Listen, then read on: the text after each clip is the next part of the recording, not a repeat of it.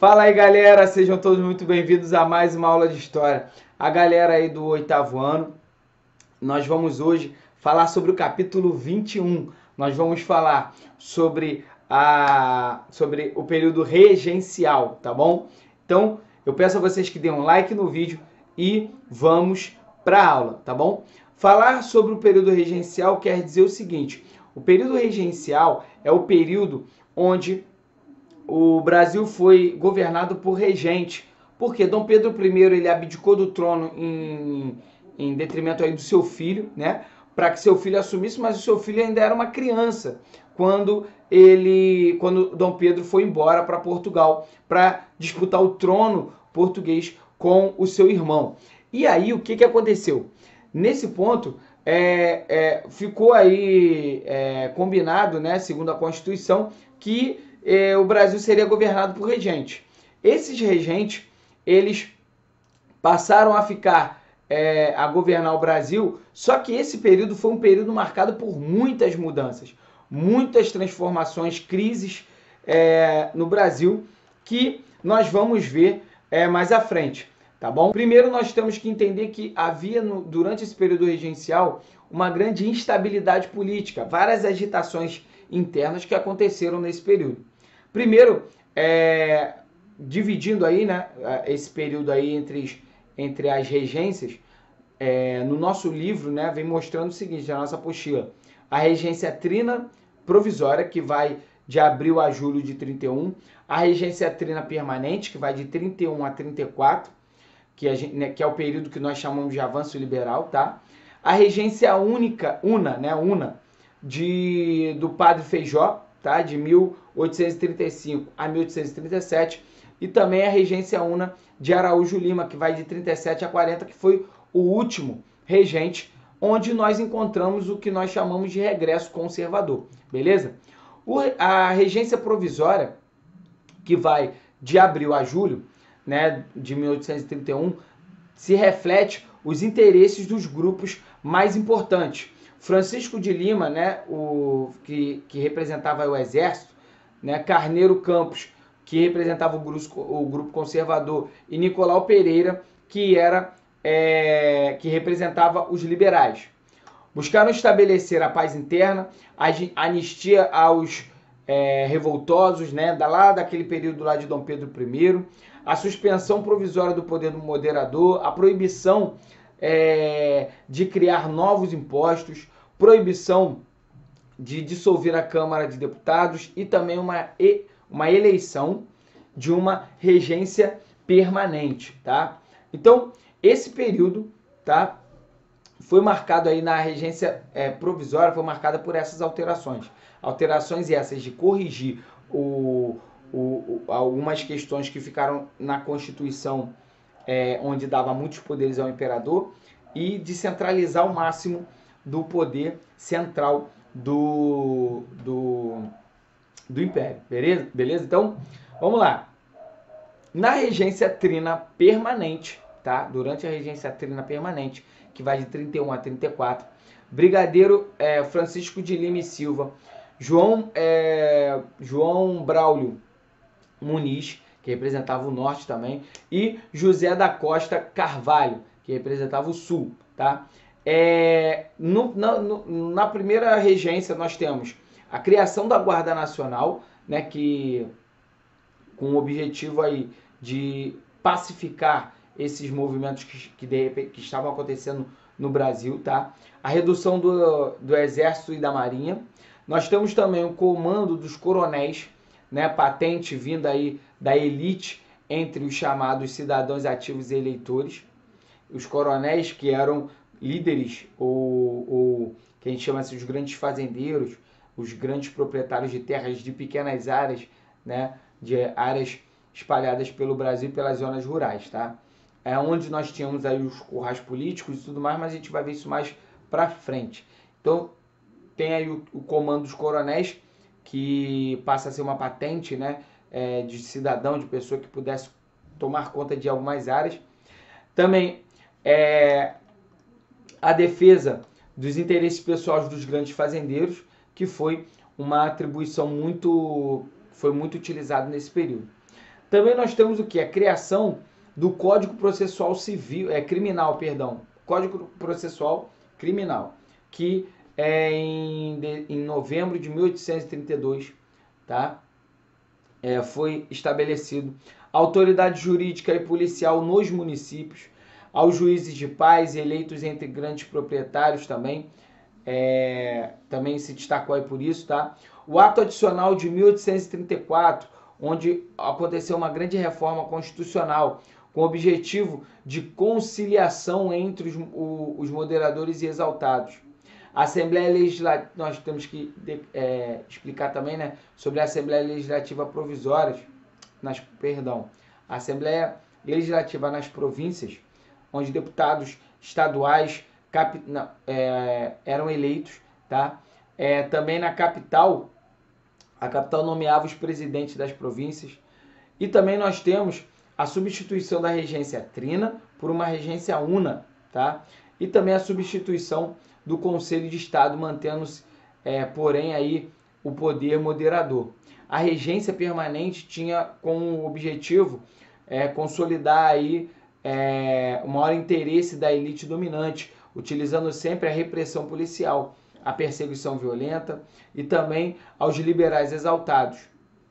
Nos próximos 30 anos, né, os militares são postos à margem de qualquer decisão política imposta no Brasil, fazendo com que a Guarda Nacional se tornasse o braço direito do governo, beleza? Também no período regencial, aí, no período agora da regência una de Feijó, né, que vai de 35 a 37, novas eleições são convocadas e o regente, aí, o padre Feijó, ele se torna o vencedor dessa eleição. Como ministro aí de Justiça da regência permanente, era conhecido por sua violência e desenvolveu se demonstrou, né, na verdade, um péssimo administrador. Não conseguiu derrotar as revoltas que estavam acontecendo no Brasil durante o seu governo, como, por exemplo, a revolta Farroupilha, no Rio Grande do Sul, e a cabanagem no Pará. Em 1837, ele renunciou e foi substituído aí pelo regressista Araújo Lima, né? Durante o período do Feijó, houve vários problemas, várias revoltas, e que nós vamos falar mais à frente, tá? Já na regência una de Araújo Lima, que vai de 37 a 40, duas principais conquistas dos liberais foram reformuladas. O ato adicional, tirando aí a autonomia das províncias e também dando controle ao sistema jurídico e policial do governo central, tá? Também o Código de Processo Criminal, tirando a autoridade dos juízes de paz, que eram juízes de províncias, tá? E transferindo aos chefes de polícia, delegados e também os juízes municipais, retirando assim o pouco de democracia e participação popular que existiam no período do Império, beleza? Falando um pouco sobre esse período, sobre o final aí do período regencial, nós temos o chamado golpe da maioridade, tá? No fim do período regencial, o plano executado aí pelos progressistas, não condição nenhuma de voltar a compor o governo. Assim resolveram também antecipar a colocação de Dom Pedro no trono. Os progressistas não poderiam lutar contra a maioridade por diversos motivos, na verdade, tá? A chegada de Dom Pedro II ao trono representava a consolidação do regresso, né, conservador, e também não era bom ir contra estes interesses, na verdade, né, porque a qualquer momento ele assumiria o poder de qualquer jeito. No dia 22 de julho de 1840, Dom Pedro II ele assume o trono e nomeia o primeiro-ministro, formando aí sua maioria por membros do Partido Liberal, beleza? Os principais fatores que ocasionaram aí as diversas revoltas, tá, que aconteceram de 1831 a 1840 foram vários fatores, tá? A crise que se arrastava desde a época da independência.